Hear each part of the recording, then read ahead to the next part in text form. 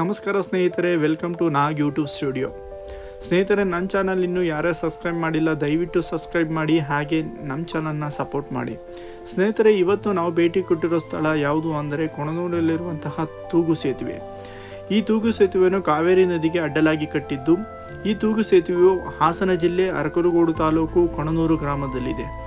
ಇದರ ಮುಖ್ಯ ಉದ್ದೇಶ ಕೊಣನೂರು ಗ್ರಾಮ ಹಾಗೂ ಕಟ್ಟೇಪುರ ಗ್ರಾಮಗಳ ನಡುವೆ ಜನರಿಗೆ ಸಂಪರ್ಕ ಕಲ್ಪಿಸಲು ಈ ಮೇಲ್ಸೇತುವೆಯನ್ನು ನಿರ್ಮಿಸಲಾಗಿದೆ.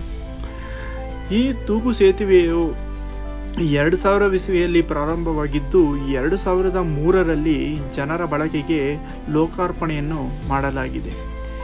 ಈ ಮೇಲ್ಸೇತುವೆಯ ಸುಮಾರು ಅಂದಾಜು ವರದಿಗಳ ಪ್ರಕಾರ 171ರಿಂದ 196 ಮೀಟರ್ ಉದ್ದವಿದ್ದು 1.3ರಷ್ಟು ಅಗಲವಿದೆ. ಮಳೆಗಾಲದಲ್ಲಿ ಕಾವೇರಿ ನದಿ ತುಂಬಿ ಹರಿಯುವ ಸಮಯದಲ್ಲಿ ಸೇತುವೆಯಿಂದ ಕಾಣುವ ನದಿ ಹಾಗೂ ಸುತ್ತಮುತ್ತಲಿನ ಪರಿಸರ ಪ್ರವಾಸಿಗರಿಗೆ ತುಂಬ ಸುಂದರವಾಗಿಯೂ ಕಾಣುತ್ತದೆ. ಕೆಲವು ವರದಿಗಳ ಪ್ರಕಾರ ಈ ತೂಗು ಸೇತುವೆಯು ಕರ್ನಾಟಕದ 2ನೇ ಅತಿ ದೊಡ್ಡ ತೂಗು ಸೇತುವೆ ಎಂಬ ಉಲ್ಲೇಖವೂ ಸಹ ಸಿಗುತ್ತದೆ. ಈ ತೂಗು ಸೇತುವೆಯ ಬಳಿಯೇ ಪುರಾತನವಾದಂತಹ ಶಿವಾಲಯವಿದ್ದು ಇಂದಿಗೂ ಅಲ್ಲಿರುವಂತಹ ಶಿವಲಿಂಗವು ವಿರಾಜಮಾನನಾಗಿ ಪೂಜಿಸಲ್ಪಡುತ್ತಿದೆ. ಈ ದೇವಾಲಯದಲ್ಲಿ ಶಿವಲಿಂಗದ ಜೊತೆಯಲ್ಲಿಯೇ ನಂದಿ ಹಾಗೂ ವಿನಾಯಕನ ಮೂರ್ತಿಗಳನ್ನು ಸಹ ಪ್ರವಾಸಿಗರು ಕಾಣಬಹುದು.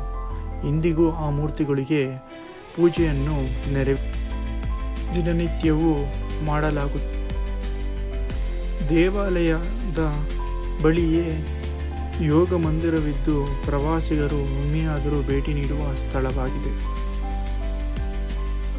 ಈ ಸ್ಥಳವು ನೋಡಲು ತುಂಬ ಆಕರ್ಷಣೀಯವಾಗಿದ್ದು ಸ್ವಾಮಿ ವಿವೇಕಾನಂದರ ಭಾವಚಿತ್ರವನ್ನು ಹಾಗೂ ನಾವು ಈ ಮಂದಿರದಲ್ಲಿ ನಾವು ಕಾಣಬಹುದು. ಹಾಗೆ ಪ್ರವಾಸಿಗರು ಕುಟುಂಬ ಸಮೇತರಾಗಿ ಬಂದು ಈ ಆಕರ್ಷಣೀಯವಾದಂತಹ ಮೇಲ್ಸೇತುವೆಯನ್ನು ಒಮ್ಮೆಯಾದರೂ ವೀಕ್ಷಿಸಿ.